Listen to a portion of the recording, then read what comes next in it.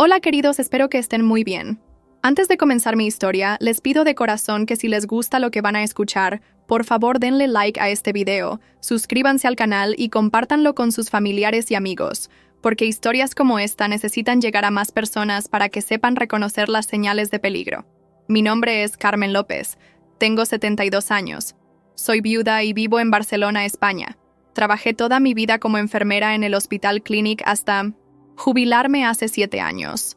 Cuando mi esposo murió hace 5 años, pensé que lo peor que me podía pasar en la vida ya había pasado, pero me equivoqué completamente. Hace 3 meses viví una experiencia tan terrible que aún despierto gritando por las noches, empapada en sudor frío, sintiendo el olor a humedad y moho que impregnó mis pesadillas para siempre. Estaba en el sótano de mi propia casa, con las muñecas sangrando por las cuerdas que me habían atado a una vieja tubería, sin agua, sin comida, escuchando las risas de mi yerno arriba, mientras le decía a mi hija que yo había decidido irme de viaje a visitar a una prima lejana. El frío del cemento había penetrado hasta mis huesos. Llevaba 2 días y medio sin comer nada, y cuando finalmente logré aflojar un poco las cuerdas y gritar con todas mis fuerzas, pensé que nadie me escucharía jamás, pero alguien sí me escuchó, y lo que pasó después cambió mi vida para siempre, aunque para entender cómo llegué a estar encerrada como un animal en mi propio sótano, tengo que contarles toda la historia desde el principio. Todo comenzó hace 1 año cuando mi hija Patricia trajo a casa a Rodrigo, su nuevo novio. Debo reconocer que desde el primer momento algo en él me incomodó profundamente, aunque no sabía exactamente qué era. Rodrigo era un hombre de 35 años, alto, bien parecido, siempre vestido impecablemente y con una sonrisa que parecía ensayada frente al espejo. Hablaba con una seguridad que rayaba en la arrogancia, y tenía esa forma de mirar que me hacía sentir como si estuviera evaluando el valor de todo lo que veía en mi casa. Patricia, mi querida hija de 32 años, parecía completamente enamorada, colgada de cada palabra que él decía como si fuera el oráculo de Delfos. Yo mantuve la boca cerrada porque había aprendido con los años que interferir en las relaciones de los hijos adultos es una receta segura para el desastre familiar, pero mi instinto de madre gritaba que algo no estaba bien con ese hombre.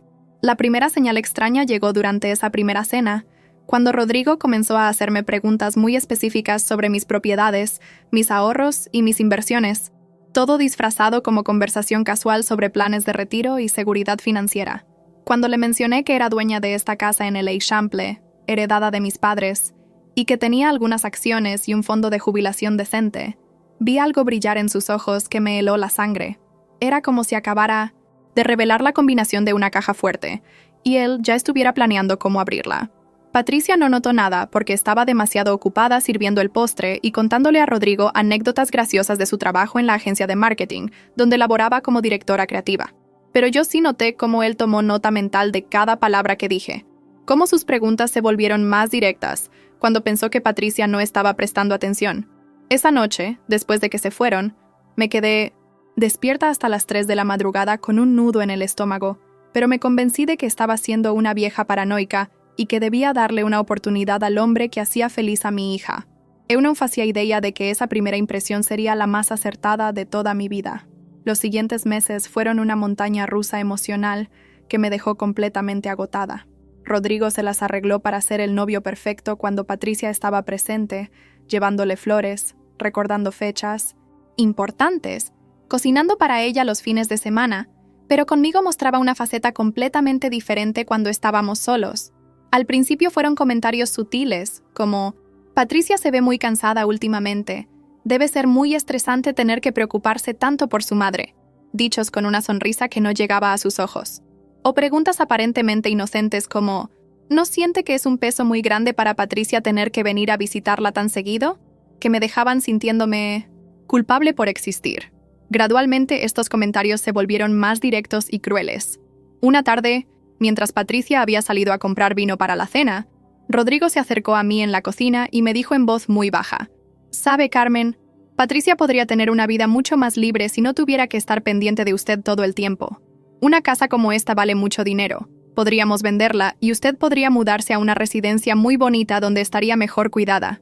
La forma en que Elia dijo «podríamos» me erizó la piel, como si él ya fuera parte de la familia y tuviera derecho a tomar decisiones sobre mi vida.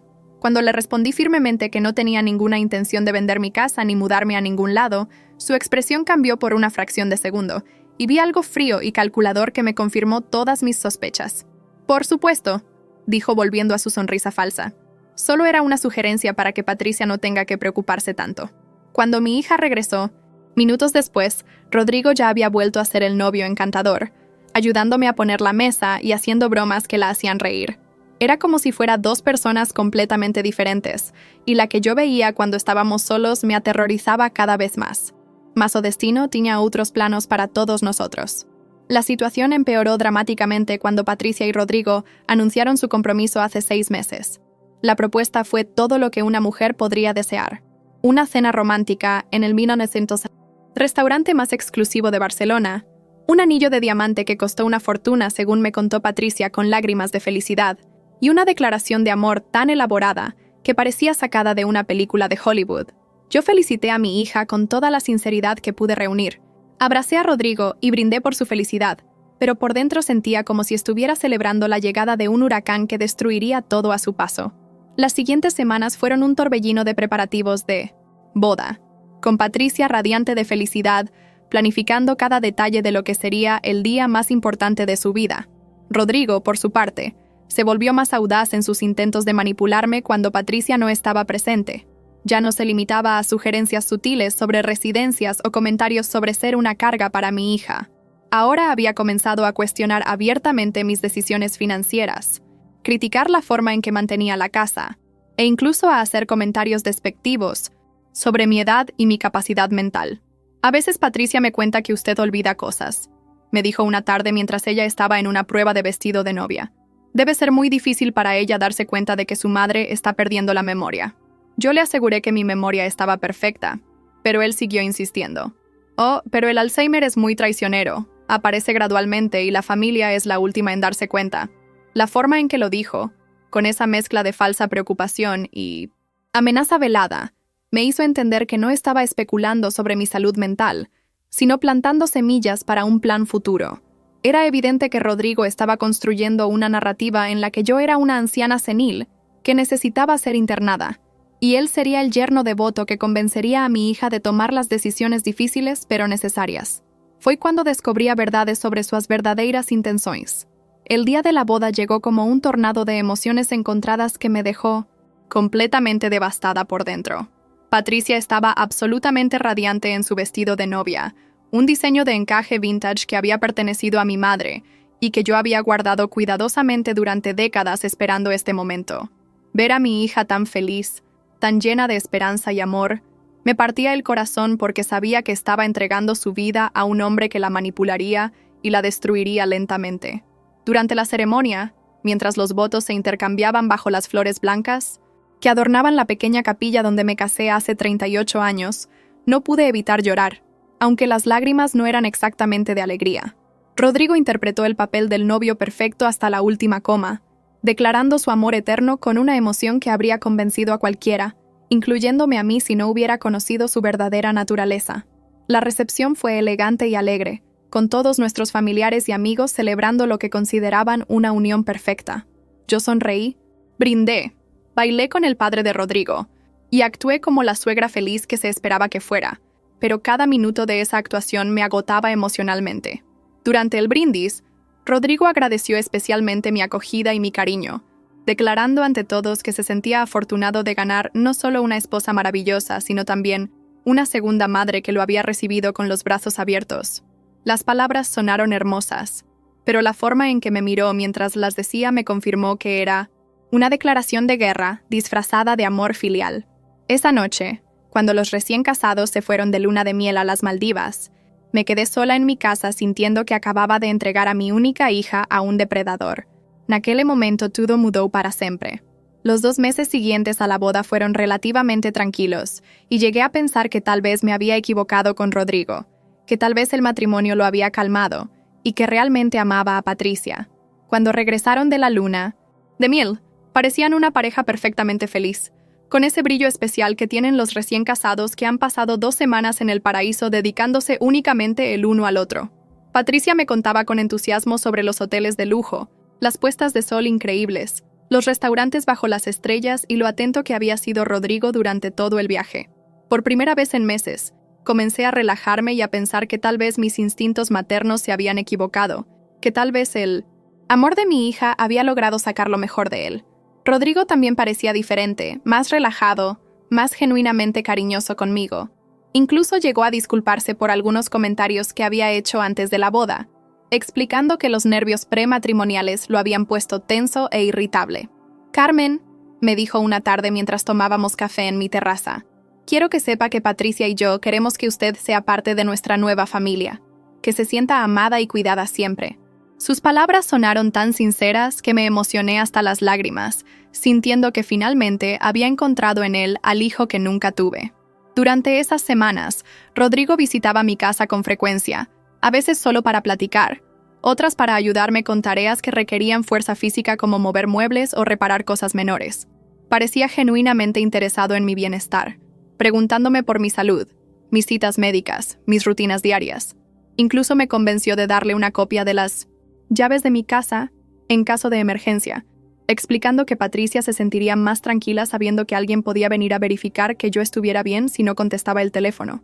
Me pareció una precaución razonable y se las entregué sin dudarlo. O que aconteceu depois me chocó completamente. Todo cambió de la noche a la mañana cuando Patricia recibió una oferta de trabajo que cambiaría nuestras vidas para siempre.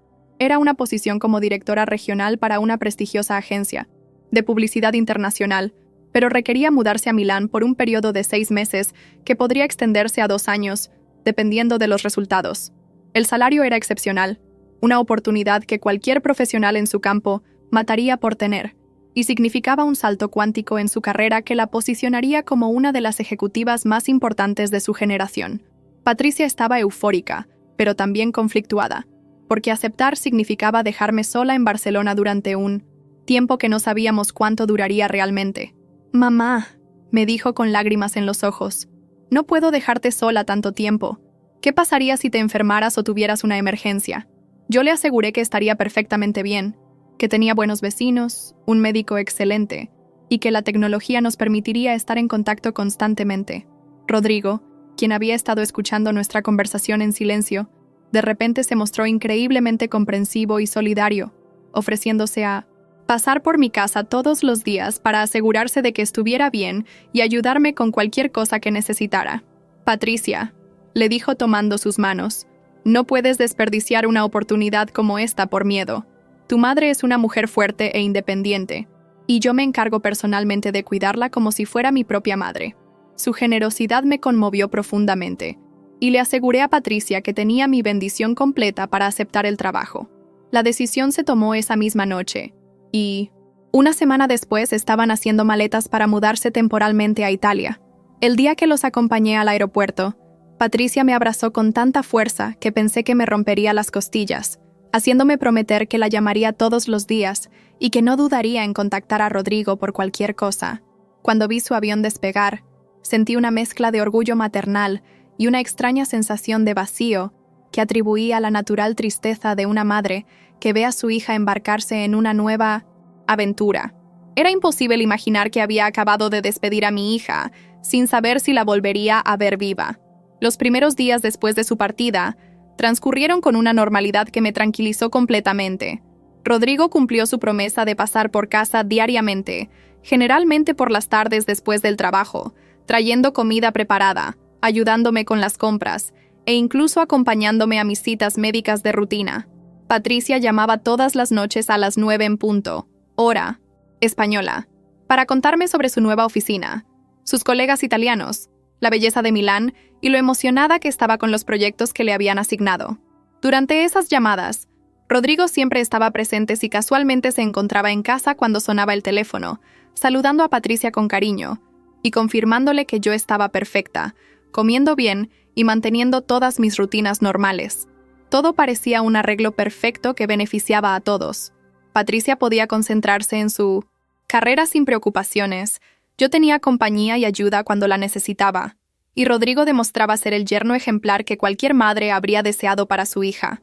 Incluso llegué a sentirme culpable por todas las sospechas que había albergado sobre él durante el primer año de su relación, diciéndome que tal vez el amor verdadero por Patricia había sacado a relucir su mejor versión, la que siempre había estado ahí, esperando la oportunidad de florecer.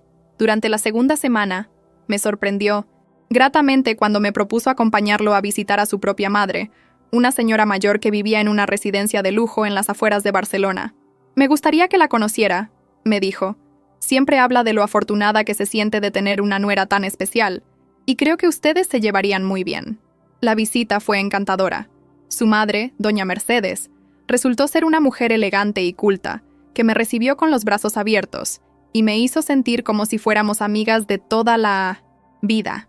Conversamos durante horas sobre nuestras experiencias como madres, nuestros miedos y orgullos por nuestros hijos, y salí de ahí pensando que finalmente había encontrado no solo un buen yerno, sino toda una nueva familia que me acogía con cariño genuino. A verdade estaba ben na minha frente, mas eu não conseguía enxergá-la. La tercera semana comenzó con lo que pensé era un pequeño malentendido que se resolvería fácilmente.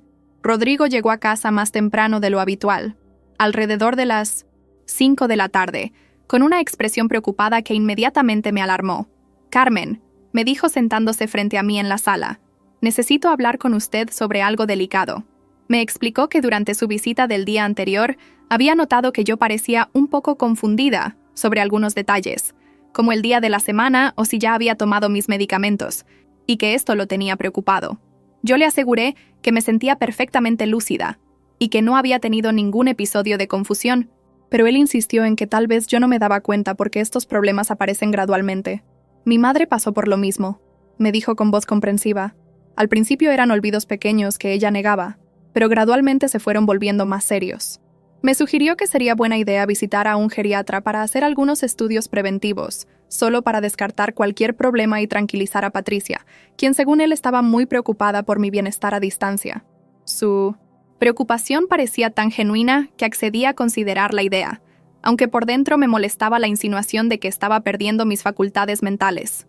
Esa noche, cuando Patricia llamó, Rodrigo le mencionó casualmente sus preocupaciones sobre mi estado mental, sugiriendo que tal vez había sido un error dejarme sola tanto tiempo. Pude escuchar la angustia en la voz de mi hija a través del altavoz mientras me preguntaba si me sentía bien, si había notado algún cambio en mi memoria o concentración. Le aseguré que estaba perfecta, pero pude percibir que las palabras de Rodrigo habían plantado una semilla de duda que crecería rápidamente. Al día siguiente, Rodrigo apareció con una lista de geriatras recomendados por el médico de su madre, insistiendo en que era mejor actuar con prevención que lamentar después. Jamás pensé que vería a mi propia filla duvidando da minha sanidade mental. Los días siguientes fueron una escalada constante de incidentes que comenzaron a minar mi confianza en mi propia cordura.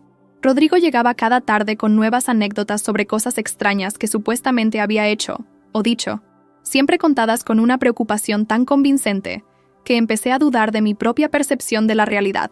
Según él, el día anterior había olvidado apagar la estufa durante horas, aunque yo recordaba claramente haberla apagado inmediatamente después de preparar el té.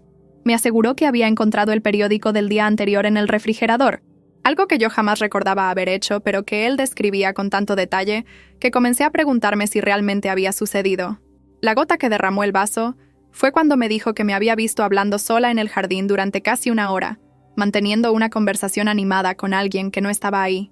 «Carmen», me dijo con voz quebrada por la emoción, «sé que esto debe ser muy difícil de aceptar, pero estos episodios están volviéndose más frecuentes y más intensos. Cuando le aseguré que no recordaba haber hablado sola. Me miró con esa expresión de compasión condescendiente que usan los adultos con los niños pequeños que dicen tonterías. Ese es exactamente el problema. Me explicó. Las personas con demencia temprana no recuerdan estos episodios, por eso es tan peligroso. Sus palabras me golpearon como un martillo porque comenzaron a hacerme dudar seriamente de mi propia salud mental. ¿Era posible que realmente estuviera perdiendo la cordura sin darme cuenta? ¿Podrían estos olvidos y confusiones ser reales aunque yo no los recordara? Esa noche dormí muy mal, atormentada por la posibilidad de que mi mente me estuviera traicionando de la misma forma que había visto suceder a como algunas de mis amigas mayores. Cuando Patricia llamó al día siguiente, pude escuchar el miedo genuino en su voz mientras me preguntaba si había considerado la posibilidad de mudarme temporalmente con algún familiar o tal vez a una residencia donde pudiera estar mejor supervisada, hasta que ella regresara. De repente, todo fue sentido de una forma terrible. Fue esa misma noche cuando finalmente entendí la verdadera naturaleza del plan diabólico que Rodrigo había estado ejecutando con la precisión de un cirujano. Me desperté alrededor de las 2 de la madrugada con la boca completamente seca, cosa extraña porque siempre mantengo un vaso de agua en mi mesa de noche.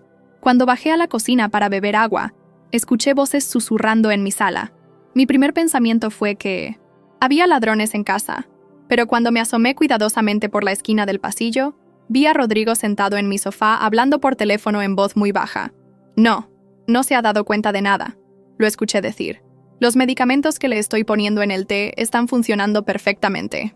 Mi sangre se convirtió en hielo mientras procesaba lo que acababa de escuchar. Siguió hablando.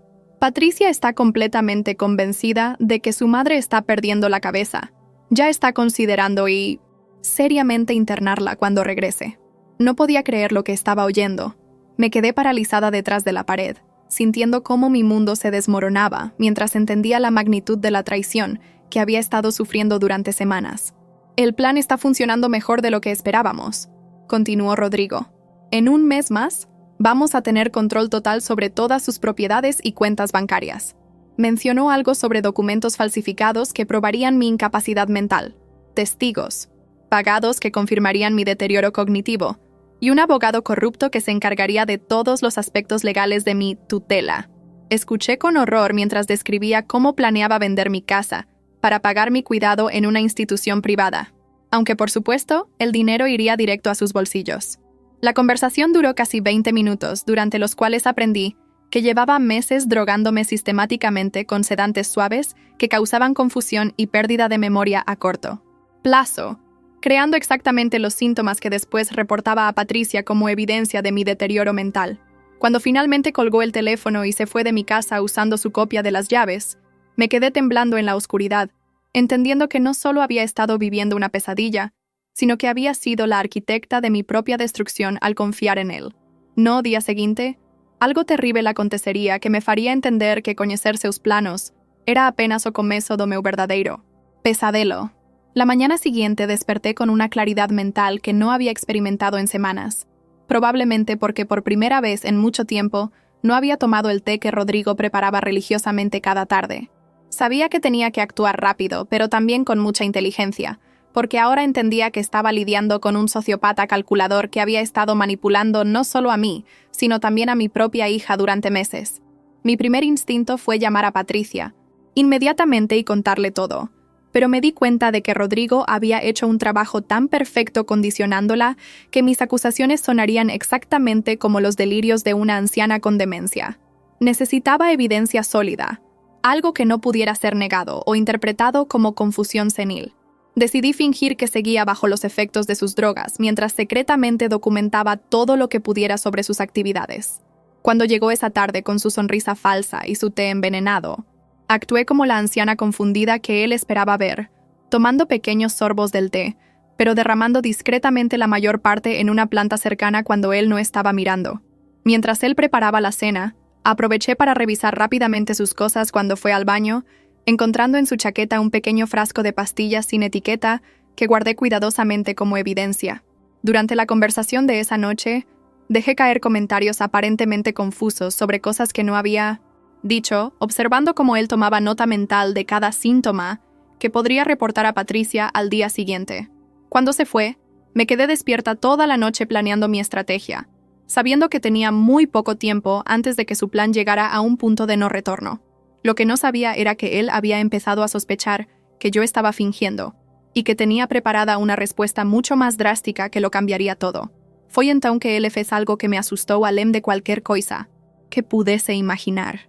Al tercer día de mi actuación, Rodrigo llegó más temprano de lo usual, y con una actitud completamente diferente.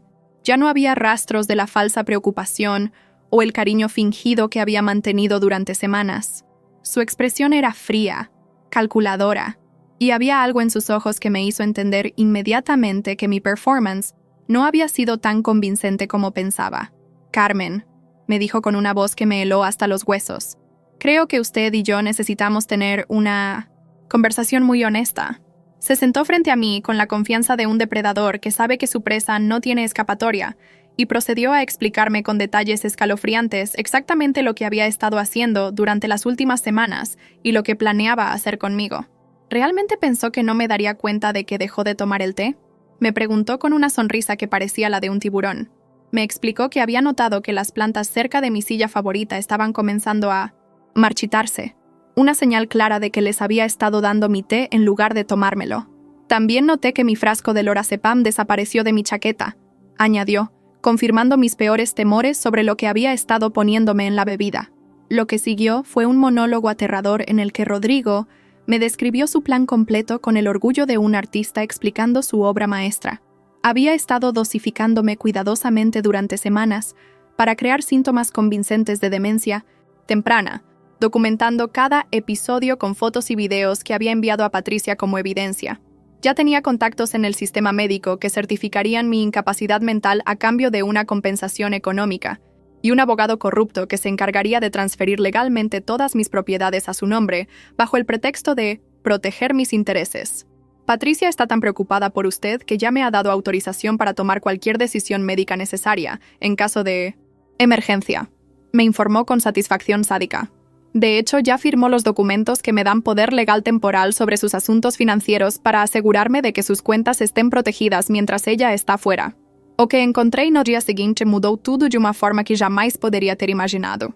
La revelación de que Patricia ya había firmado documentos legales dándole poder sobre mis asuntos me dejó en un estado de shock que tardé varias horas en procesar completamente. Rodrigo había jugado su mano maestra con una precisión diabólica, usando el amor y la preocupación genuina de mi hija como armas contra ambas. Ahora entendía por qué había estado tan insistente en conseguir copias de mis llaves, por qué había querido conocer todos los detalles de mis finanzas, por qué había trabajado tan duro para ganarse mi confianza durante los primeros meses. Todo había sido parte de un plan meticulosamente diseñado para despojarme de todo lo que había trabajado durante una vida entera. Pero no se preocupe, me dijo con una crueldad que me cortó la respiración. No la voy a dejar en la calle. Tengo ya seleccionada una residencia muy barata donde podrá pasar sus últimos años mientras nosotros disfrutamos de su casa y su dinero. La forma casual en que habló de robarme mi vida, mi hogar y mi dignidad, como si fuera una transacción comercial cualquiera, me hizo entender que estaba tratando con alguien completamente desprovisto de humanidad básica. Patricia nunca sabrá la verdad, continuó, porque para cuando regrese de Italia, usted ya estará internada y diagnosticada oficialmente con Alzheimer avanzado.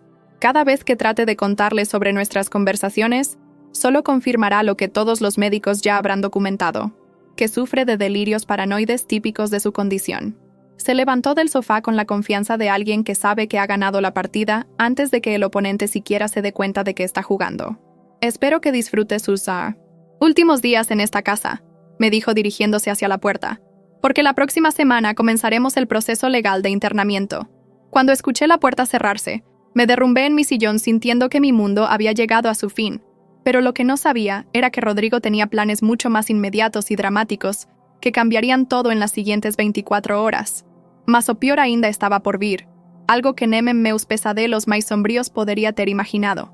Esa noche, no pude dormir ni un solo minuto, dando vueltas en la cama mientras mi mente trabajaba frenéticamente buscando una salida de la trampa perfecta en la que me había metido al confiar en Rodrigo.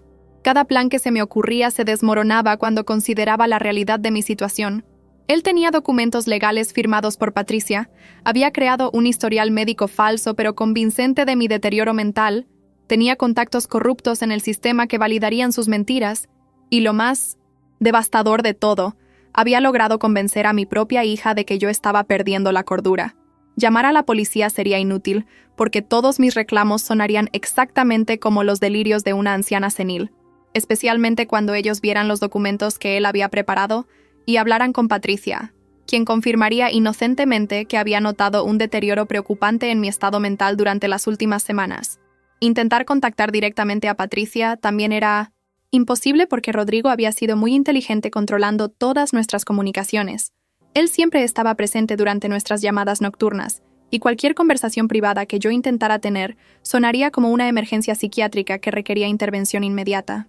Mientras daba vueltas en la cama, sintiendo el peso de mi desesperación presionando mi pecho como una losa de cemento, escuché el sonido inconfundible de una llave girando en la cerradura de mi puerta principal.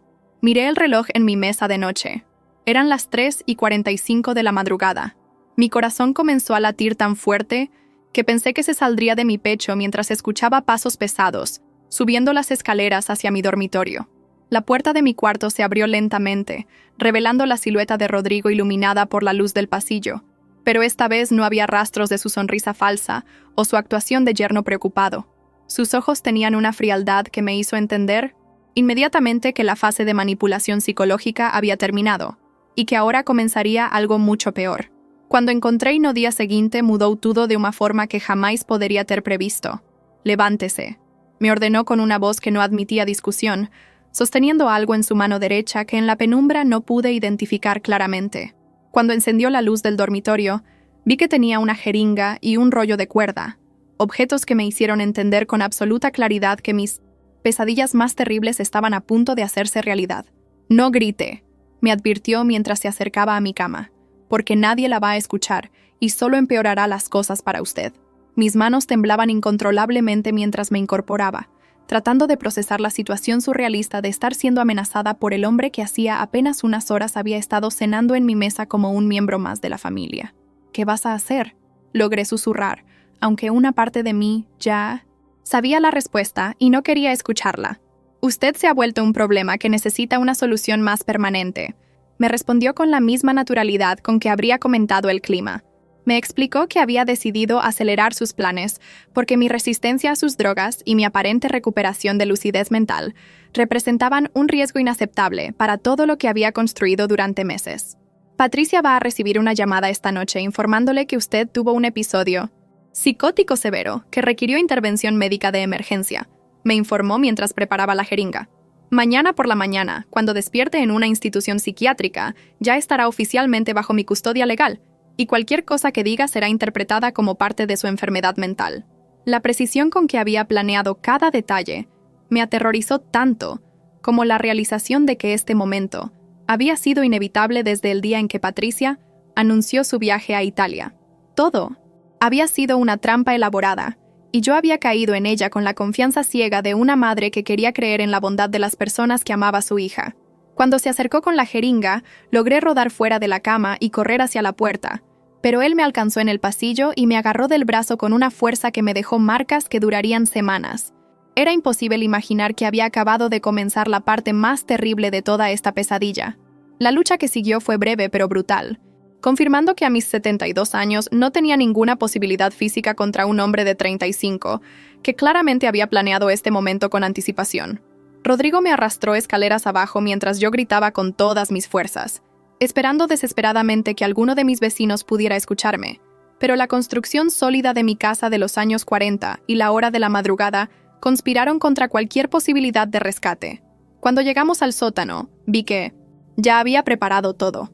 Una silla vieja atada a la tubería principal del agua, cuerdas cortadas en longitudes específicas, una botella de agua sucia y un pedazo de pan duro que parecían haber estado ahí durante días. «Este va a ser su hogar por un tiempo», me informó mientras me empujaba hacia la silla, «hasta que todos los documentos estén procesados y su transferencia a la institución esté completada». El proceso de atarme fue humillante y aterrador. Cada nudo que hacía era una confirmación. Más de que había estado planeando esto durante mucho tiempo, que conocía exactamente cómo inmovilizar a alguien sin causarle daños visibles que pudieran generar preguntas inconvenientes más tarde. Mientras trabajaba, me explicó con detalles escalofriantes cómo había estado estudiando mi rutina durante semanas, identificando las horas en que era menos probable que los vecinos estuvieran en casa, aprendiendo los sonidos normales de mi casa para saber exactamente cuánto ruido podía permitir sin levantar sospechas. «Nadie va a extrañarla por varios días», me informó con satisfacción sádica, «porque yo mismo voy a estar respondiendo sus mensajes de texto y correos electrónicos, manteniendo la ilusión de que todo está normal mientras procesamos su internamiento». Cuando terminó de atarme, se quedó parado frente a mí durante varios minutos, estudiando su trabajo como un artista, evaluando una pintura terminada. El sótano de mi propia casa, que había sido un lugar de almacenamiento inocente, durante décadas, se había convertido en una prisión diseñada específicamente para quebrar mi voluntad y mi cordura antes de entregarme al sistema que completaría mi destrucción. Mas ainda não sabía que miña vizinha sería a chave para miña salvación. Los primeros horas en el sótano fueron las más largas y terribles de toda mi vida, llenas de una desesperación tan profunda que en varios momentos consideré simplemente rendirme y esperar que todo terminara rápido. El frío del cemento se filtraba a través de mi pijama hasta mis huesos, recordándome constantemente que estaba completamente a merced de un hombre que había demostrado ser capaz de cualquier cosa para conseguir lo que quería. Los ruidos de arriba me confirmaban que Rodrigo estaba viviendo en mi casa como si fuera el dueño, probablemente durmiendo en mi cama, comiendo mi comida y usando mis pertenencias mientras planeaba la fase final de mi destrucción. Cada pocas horas bajaba para verificar que siguiera bien atada y para burlarse de mí con actualizaciones sobre su progreso. Patricia está muy preocupada por los mensajes extraños que supuestamente usted me ha estado enviando, me informó durante una de estas visitas, mostrándome su teléfono donde había creado conversaciones falsas llenas de incoherencias y delirios que parecían escritos por alguien con demencia severa. Le dije que estoy muy preocupado y que tal vez debería considerar regresar de Italia para manejar la situación personalmente. La crueldad de Minensendesensi. Usar el amor de mi hija como una herramienta de tortura psicológica me dolía más que las cuerdas que cortaban mis muñecas o el hambre que comenzaba a debilitar mi cuerpo. Sabía que cada mensaje falso que enviaba en mi nombre estaba convenciendo más a Patricia de que su madre había perdido completamente la cordura, creando una evidencia digital perfecta que sería imposible de refutar más tarde. Durante la segunda noche, cuando el hambre y la deshidratación comenzaron a afectar seriamente mi capacidad de pensar con claridad, empecé a escuchar ruidos extraños arriba que me hicieron entender que Rodrigo no estaba solo en mi casa. Había voces masculinas que no reconocía, risas que resonaban a través del techo, y el sonido de muebles siendo movidos como si estuvieran reorganizando todo según sus planes.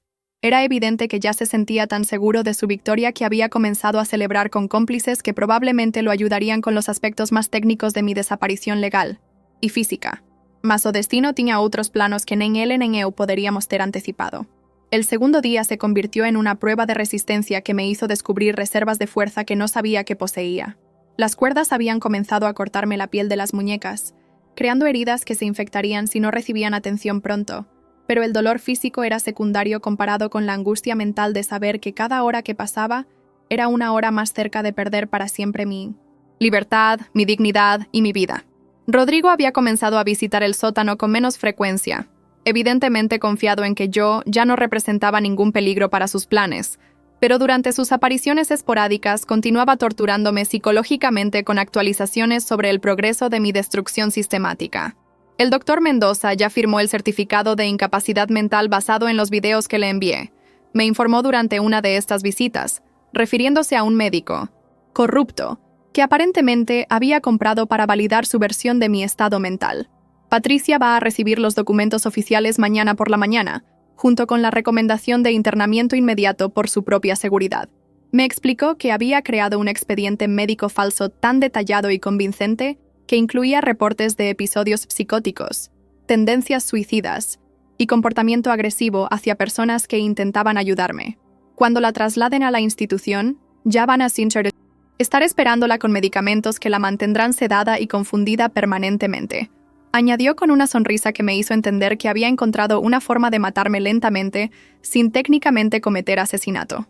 Durante las horas más oscuras de esa segunda noche, cuando la desesperanza amenazaba con quebrar completamente mi voluntad de resistir, comencé a escuchar algo que al principio pensé que eran alucinaciones causadas por la deshidratación y el agotamiento. Pasos ligeros arriba, de mi cabeza que no correspondían al patrón pesado de Rodrigo o sus cómplices masculinos. Era un sonido diferente, más delicado, como si alguien estuviera caminando muy cuidadosamente tratando de no hacer ruido, y venía acompañado de crujidos ocasionales que sugerían que alguien estaba explorando mi casa sin permiso de sus ocupantes actuales. Fue cuando descubrí que mi salvación viría de donde menos esperaba. La madrugada del tercer día marcó el momento en que mi situación desesperada comenzó a transformarse en algo que jamás habría podido imaginar. Los sonidos misteriosos que había estado escuchando se intensificaron considerablemente, y ahora podía distinguir claramente que había alguien más en mi casa, alguien que obviamente no formaba parte del plan de Rodrigo. Escuché puertas abriéndose y cerrándose muy suavemente, pasos que se movían con precaución por los pasillos, y ocasionalmente el sonido inconfundible de alguien susurrando órdenes muy bajito. Al principio pensé que tal vez Eran más cómplices de Rodrigo, pero la naturaleza sigilosa de sus movimientos sugería que estaban tratando de evitar ser detectados por él, lo cual no tendría sentido si fueran parte de su equipo. Durante las primeras horas del amanecer, el misterio se resolvió de la manera más inesperada cuando escuché una voz femenina mayor gritando desde arriba: «Policía, mantengan las manos donde podamos verlas». Los sonidos que siguieron fueron caóticos y reveladores.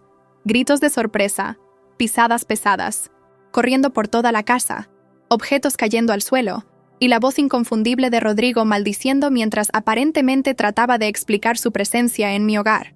«Esta es la casa de mi suegra», lo escuché gritar. «Tengo autorización legal para estar aquí». Pero la respuesta que escuché me llenó de una esperanza que había creído perdida para siempre.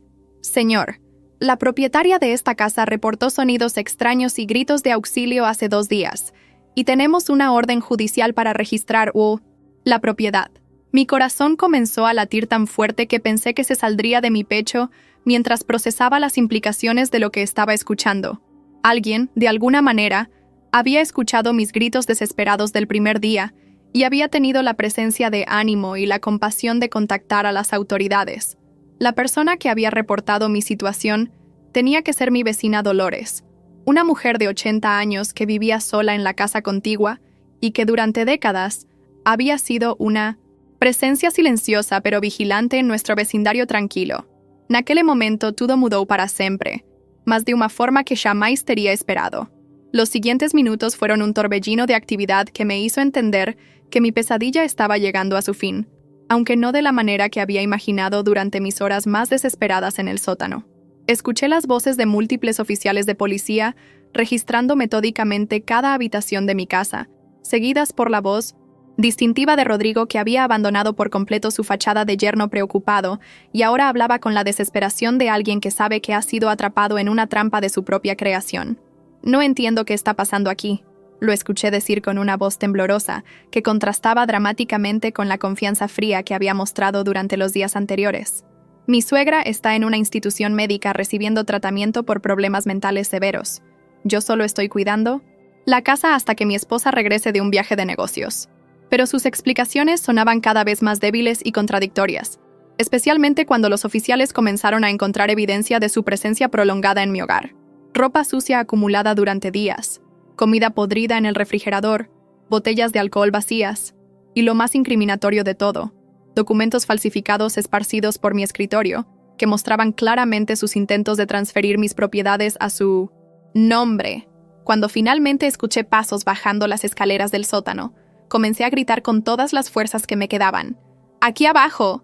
¡Estoy aquí abajo!». La voz que me respondió fue la de una mujer policía que sonaba tan impactada como aliviada. «Señora, la encontramos. Necesitamos paramédicos aquí inmediatamente». Los minutos que siguieron fueron una mezcla confusa de actividad médica urgente, preguntas rápidas sobre mi estado físico y la liberación gradual de las cuerdas que me habían mantenido prisionera durante 72 horas que habían parecido una eternidad. Mientras los paramédicos verificaban mis signos vitales y trataban las heridas en mis muñecas, pude escuchar arriba las voces cada vez más desesperadas de Rodrigo tratando de convencer a los oficiales de que todo era un malentendido, que yo era una anciana senil que se había escapado de una institución médica y que él había estado protegiéndome hasta que pudiera ser devuelta a un lugar seguro. O que aconteceu depois me mostrou que a justiça às vezes chega de formas que nunca poderíamos ter imaginado. Durante el traslado al hospital, mientras los paramédicos me administraban suero intravenoso para combatir la deshidratación severa y limpiaban las heridas en mis muñecas, uno de los oficiales de policía que me acompañaba me explicó cómo había sido posible mi rescate de una manera que me conmovió hasta las lágrimas.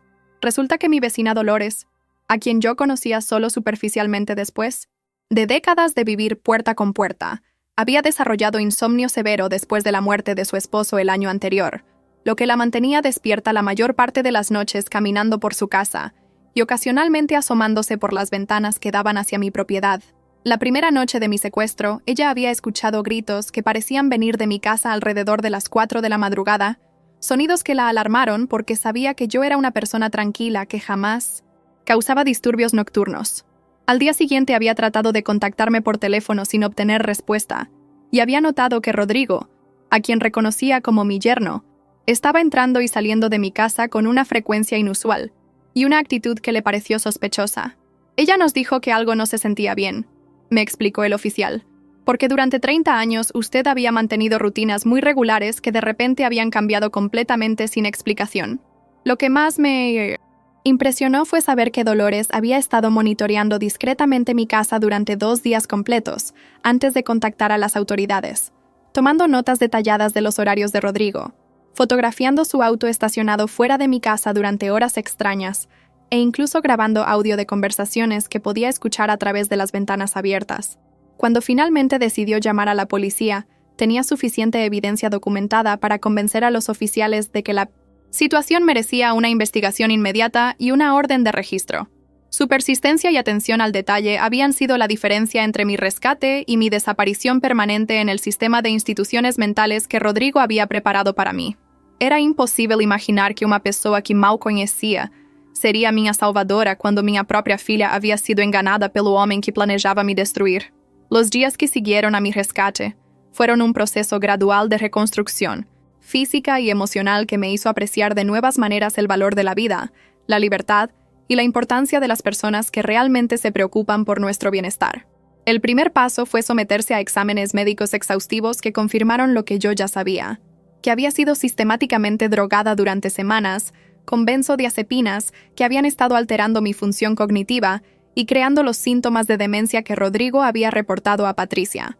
Los análisis de sangre mostraron niveles residuales de lorazepam que eran consistentes con una dosificación regular y prolongada, proporcionando evidencia forense irrefutable de que había sido envenenada deliberadamente. Los médicos me explicaron que los efectos de estas drogas en personas mayores pueden ser particularmente devastadores, causando confusión, pérdida de memoria a corto plazo, desorientación temporal y, en casos severos, alucinaciones que pueden ser fácilmente malinterpretadas como signos de demencia genuina. Es un milagro que haya mantenido suficiente lucidez para darse cuenta de lo que estaba pasando, me dijo el geriatra que supervisó mi recuperación, explicándome que muchas víctimas de este tipo de abuso farmacológico nunca recuperan completamente su función cognitiva normal. El proceso de desintoxicación tomó casi una semana, durante la cual experimenté síntomas de abstinencia que incluían ansiedad severa, temblores y episodios de pánico que me hacían revivir constantemente las horas más terribles en el sótano. Pero gradualmente, conforme las drogas salían de mi sistema, comencé a sentir que mi mente se aclaraba como un lago cuyas aguas turbias finalmente se asientan, permitiéndome ver con claridad cristalina no solo lo que había sufrido, sino también la magnitud del plan que había estado a punto de destruir mi vida completamente. Durante este periodo, el aspecto más doloroso no fue la recuperación física, sino el proceso de contactar a Patricia y explicarle la verdad sobre el hombre con quien se había casado y en quien había confiado la protección de su madre. Foi quando descobri que nem todas as traições são iguais e que algumas feridas podem sarar mais rápido que otras. La conversación telefónica con Patricia desde mi cama de hospital fue sin duda una de las más difíciles de toda mi vida, no solo por la magnitud de lo que tenía que revelarle, sino por la culpa devastadora que sentía al darme cuenta de que mi propia hija había sido manipulada con la misma maestría diabólica que yo había experimentado. Cuando finalmente logré contactarla en su hotel de Milán a las 11 de la noche, hora italiana, su primera reacción fue de alivio extremo al escuchar mi voz, seguida inmediatamente por confusión cuando le expliqué que estaba llamando desde un hospital en Barcelona. «Mamá», me dijo con una voz quebrada por la preocupación, «Rodrigo me envió un mensaje esta mañana diciéndome que habías tenido un episodio psicótico severo y que habían tenido que hospitalizarte para tu propia seguridad». Sus palabras confirmaron que hasta el último momento, Rodrigo había estado ejecutando su plan con precisión cronométrica, enviando actualizaciones falsas que mantendrían a Patricia informada, pero lejos de la verdad real de lo que estaba sucediendo. Cuando comencé a explicarle los eventos de los últimos 3 días, pude escuchar cómo su mundo se desmoronaba en tiempo real a través de la conexión internacional. Su respiración se volvió irregular, sus preguntas se volvieron más urgentes y desesperadas, y en varios momentos tuvo que colgar porque estaba llorando demasiado fuerte para poder hablar. «No puede ser cierto», me repetía una y otra vez. «Él ha estado enviándome mensajes en tu nombre durante días. Me mandó videos de ti actuando de manera extraña. Tengo correos electrónicos donde pareces completamente confundida».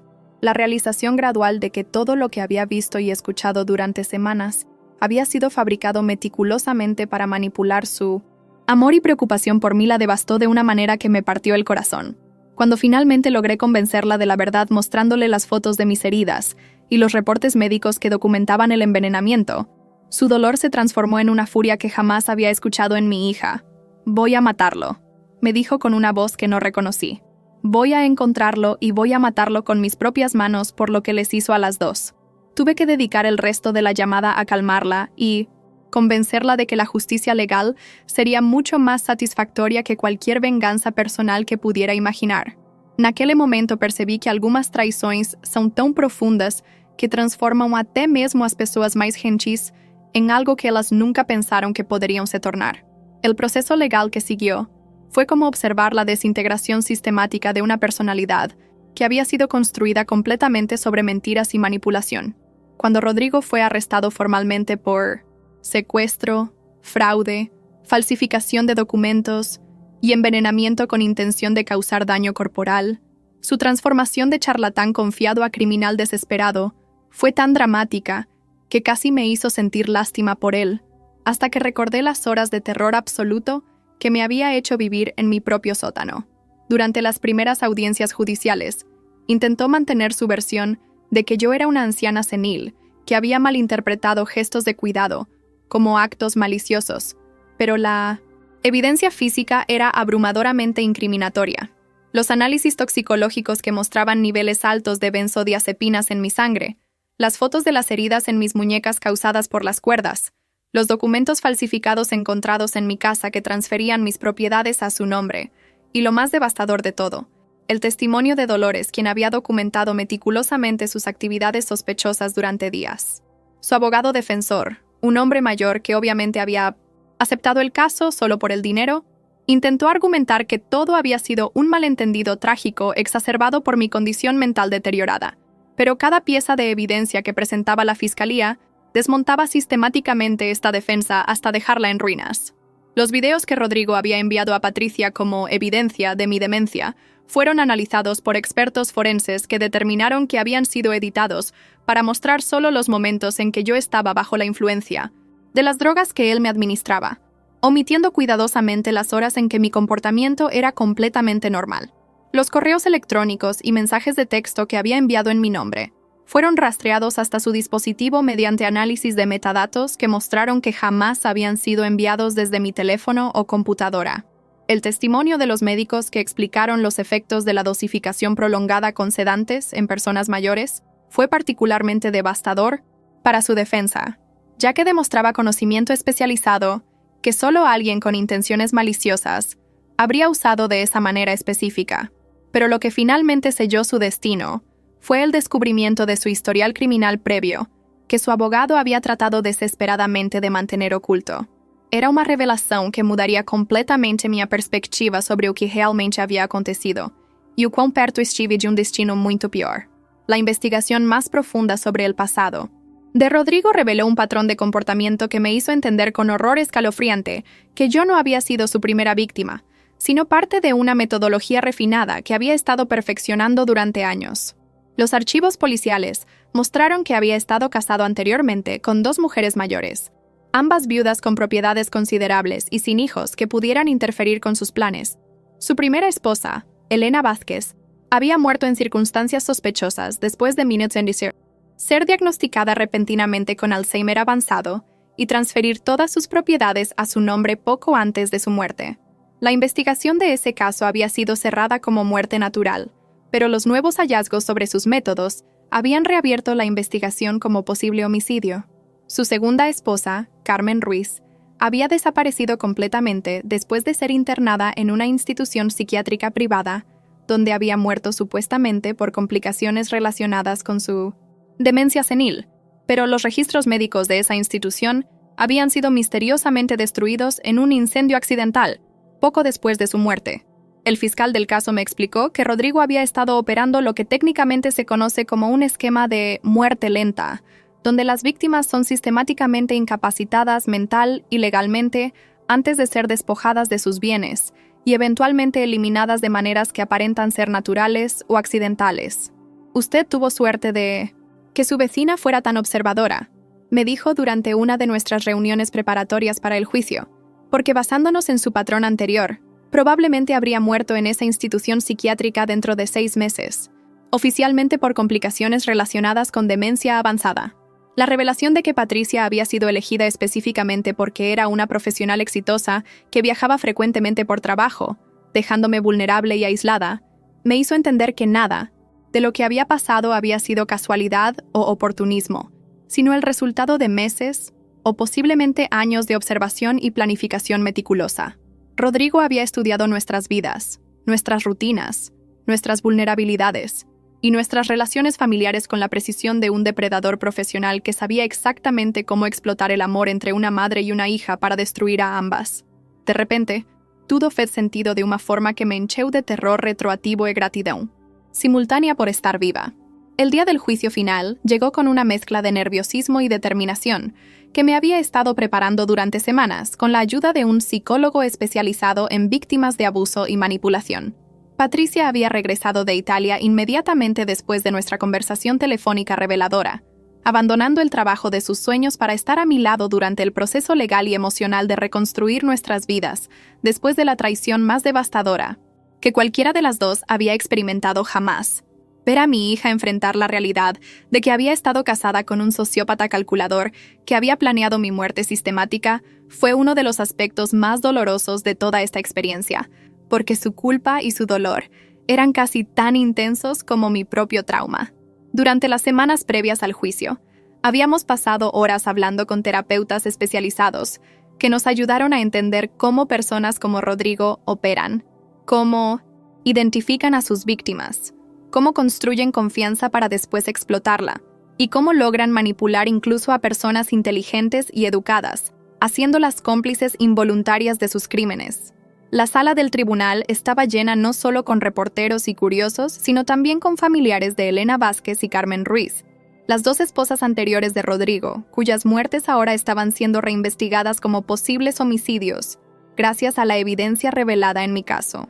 Cuando finalmente llegó mi turno de testificar, había memorizado cada detalle de mi experiencia, pero nada me había preparado para enfrentar directamente a Rodrigo, después de semanas de pesadillas, donde su cara aparecía constantemente atormentando mis sueños.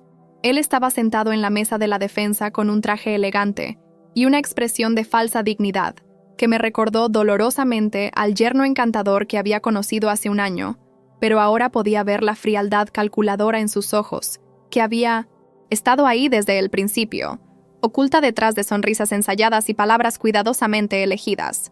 Cuando comencé a relatar mi testimonio, hablando directamente al jurado sobre las horas de terror en el sótano, el envenenamiento sistemático, la manipulación psicológica y el plan detallado para robar mi vida y mi dignidad, vi cómo su máscara de compostura comenzaba a resquebrajarse, revelando la rabia y el desprecio que siempre había sentido hacia mí, pero que había logrado ocultar durante meses de actuação perfeita.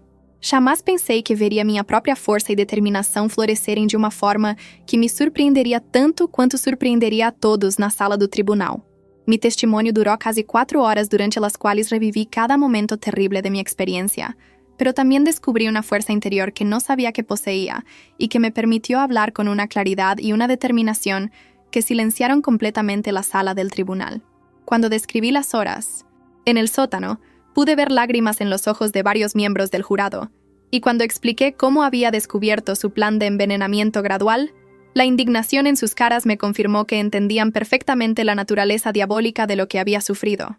El contrainterrogatorio del abogado defensor fue un intento desesperado de desacreditar mi versión, sugiriendo que mi edad y mi experiencia traumática habían distorsionado mis recuerdos. Pero cada pregunta que me hizo solo me dio más oportunidades de proporcionar detalles específicos que confirmaban la precisión de mi testimonio. ¿Está segura de que recuerda correctamente las conversaciones exactas que dice haber escuchado? Me preguntó con un tono condescendiente que me recordó dolorosamente a la forma en que Rodrigo me había hablado durante sus peores momentos de crueldad. Señor, le respondí mirándolo directamente a los ojos, he trabajado como enfermera durante 40 años, he memorizado miles de instrucciones médicas complejas. He salvado vidas porque mi memoria es precisa y confiable. El trauma no destruyó mi capacidad de recordar, la intensificó. Cuando terminé mi testimonio, La sala estaba tan silenciosa que podía escuchar mi propia respiración, y cuando bajé del estrado de los testigos, Patricia me abrazó con una fuerza que me hizo entender que, sin importar lo que hubiera pasado, habíamos sobrevivido juntas a algo que podría haber destruido para siempre nuestra familia. El testimonio de Dolores fue igualmente impactante, no solo por la evidencia que había recopilado, sino por la forma en que describió su proceso de decisión para contactar a las autoridades. En 70 años viviendo en este vecindario, le dijo al jurado, jamás había escuchado gritos como esos viniendo de la casa de Carmen. Ella es una mujer tranquila y educada, que jamás había causado ningún disturbio. Supe inmediatamente que algo estaba terriblemente mal. Su testimonio me hizo entender que a veces los ángeles, guardianes, aparecen en las formas más inesperadas, y que una vida puede salvarse por la compasión y la atención de alguien que ni siquiera conocemos bien, pero que se preocupa lo suficiente como para actuar cuando algo no se siente correcto. Quando chegou a hora do veredicto, eu sabia que, independentemente do resultado, havia encontrado uma parte de mim mesma que nunca mais permitiria que ninguém me fizesse sentir indefesa novamente. El veredicto llegó después de solo 3 horas de deliberación del jurado, un tiempo récord que indicaba que la evidencia había sido tan abrumadora que no había quedado espacio para dudas razonables sobre la culpabilidad de Rodrigo. Cuando el capataz del jurado se levantó para leer el veredicto, la tensión en la sala era tan palpable que parecía que todos habíamos dejado de respirar simultáneamente. En el cargo de secuestro en primer grado, encontramos al acusado culpable, comenzó, y cada palabra que siguió fue como música celestial para mis oídos. Culpable de envenenamiento con intención de causar daño corporal, culpable de fraude financiero en primer grado, culpable de falsificación de documentos oficiales, culpable de intento de robo agravado. La lista continuó durante varios minutos, abarcando cada aspecto del plan sistemático que había estado a punto de destruir mi vida, y cuando finalmente terminó, la sentencia acumulada representaba un mínimo de 25 años de prisión sin posibilidad de libertad condicional durante los primeros 15 años. Pero lo que más me satisfizo no fue la duración de la sentencia, sino ver cómo Rodrigo reaccionó cuando finalmente entendió que su vida de manipulación y crimen había llegado a su fin definitivo. Su compostura se desmoronó completamente. Comenzó a gritar incoherencias sobre conspiraciones e injusticias, culpando a todos desde el juez hasta los miembros del jurado, pero nunca aceptando responsabilidad por sus propias acciones.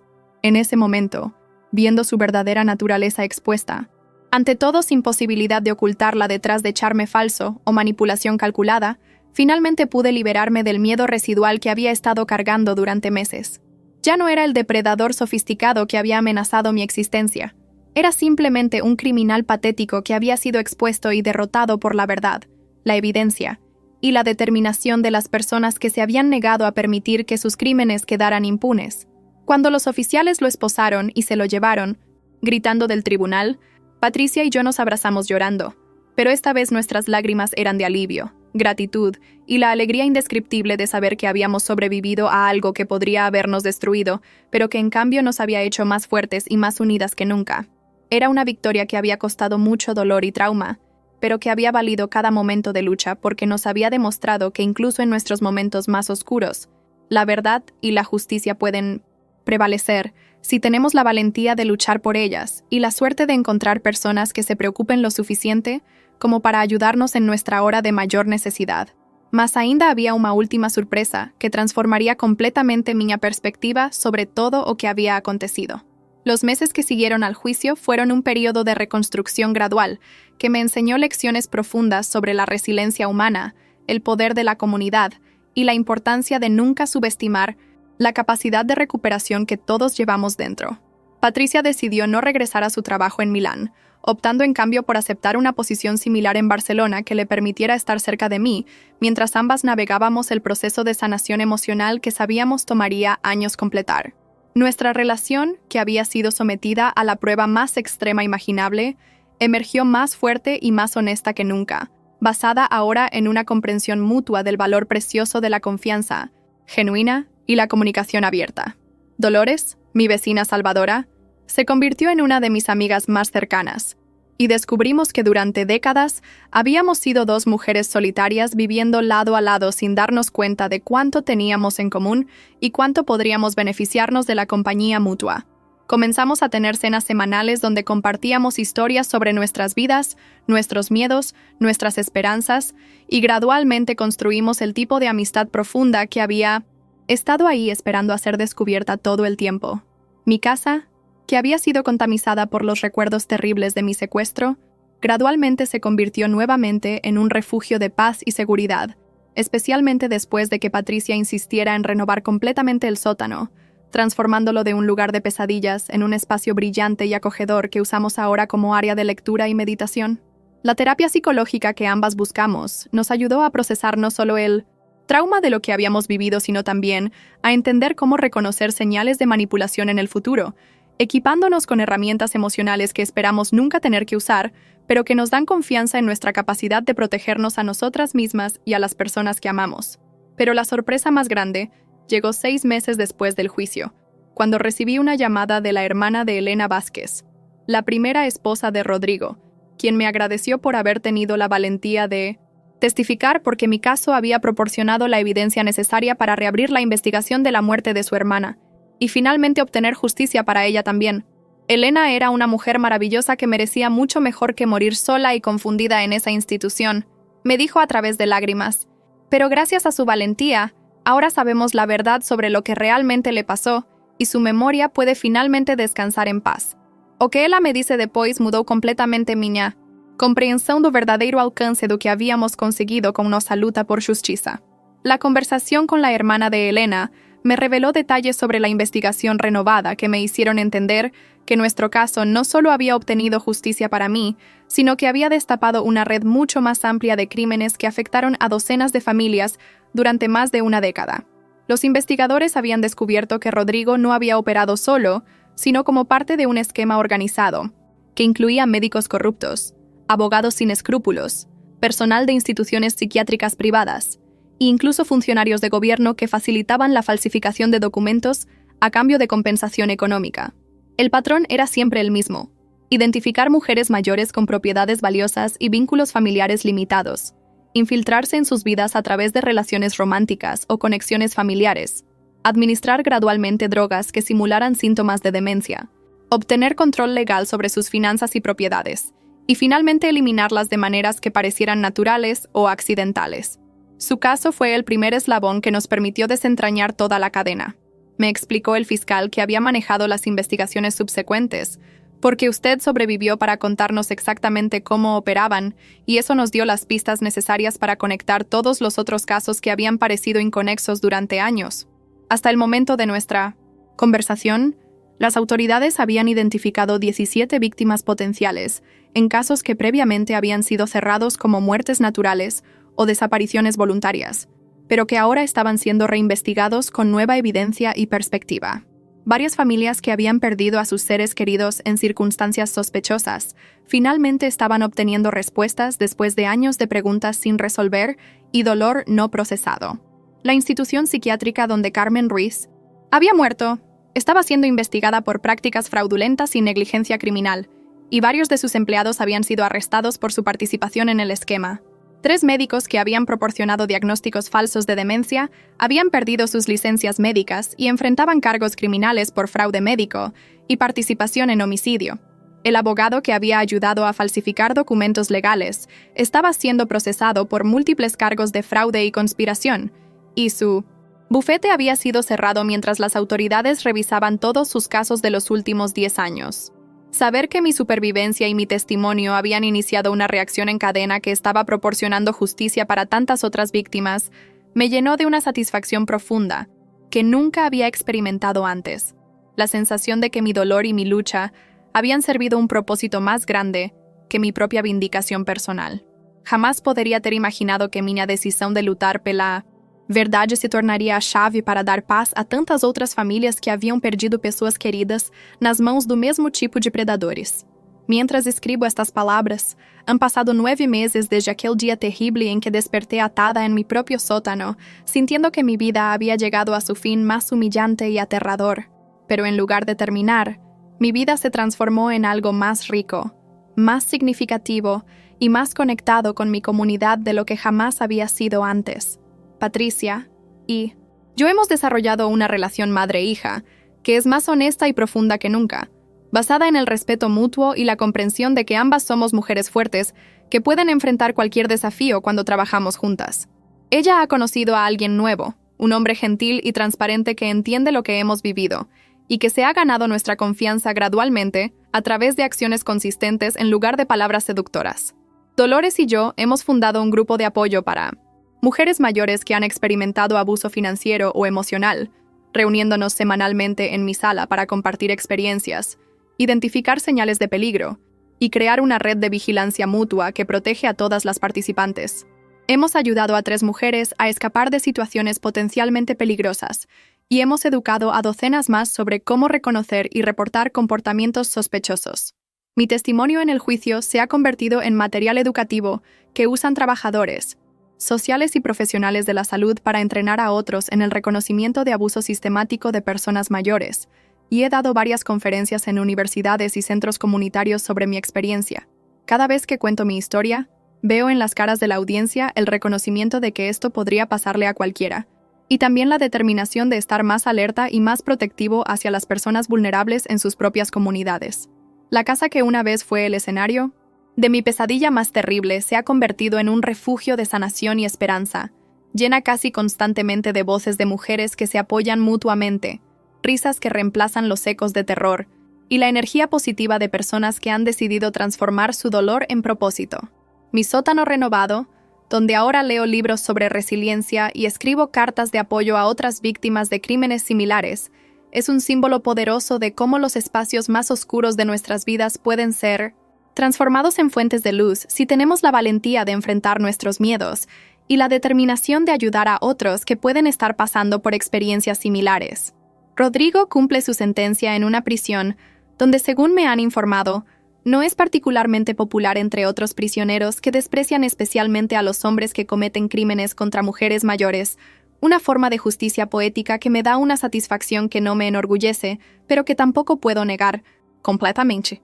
A verdade é que sobrevivi não apenas para recontar minha história, mas para me tornar uma voz para todas as pessoas que não tiveram a sorte ou a força para escapar das armadilhas que predadores como ele estabelecem com tanta precisão diabólica.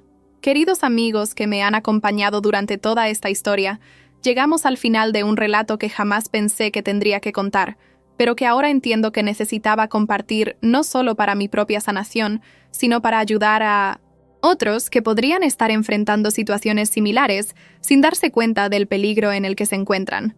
Si han llegado hasta aquí conmigo, es porque entienden que la vida puede cambiarnos de maneras que nunca esperamos, que la maldad puede aparecer disfrazada de bondad, pero que también que la fuerza humana y la compasión de extraños pueden salvarnos cuando menos lo esperamos. Mi historia no terminó en aquel sótano frío y húmedo donde pensé que moriría olvidada y sola. Comenzó ahí una nueva versión de mí misma que es más sabia, más fuerte y más determinada a proteger a otros de las tragedias que yo logré evitar por muy poco. Patricia y yo sabemos ahora que nuestra relación sobrevivió la prueba más extrema que cualquier familia puede enfrentar, y que el amor genuino entre las personas que realmente se preocupan unas por otras puede superar incluso la manipulación más sofisticada y cruel. Dolores me enseñó que los ángeles guardianes a veces viven al lado de nosotros durante décadas esperando el momento exacto en que más los necesitaremos, y que prestar atención a nuestros vecinos y comunidades no es solo cortesía, sino una responsabilidad moral que todos tenemos hacia las personas vulnerables que nos rodean.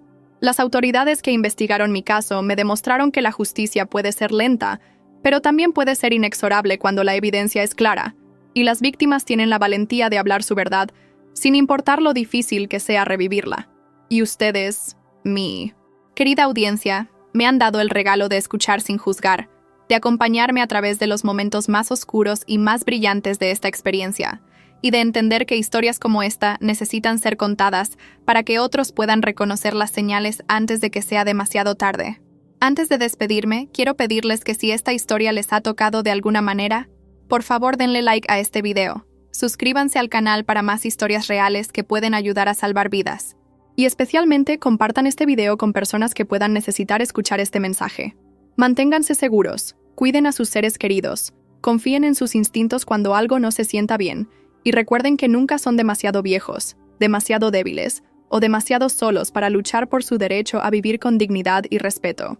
Gracias por escuchar mi historia, y que sus propias historias estén llenas de amor, seguridad y personas que verdaderamente merezcan su confianza.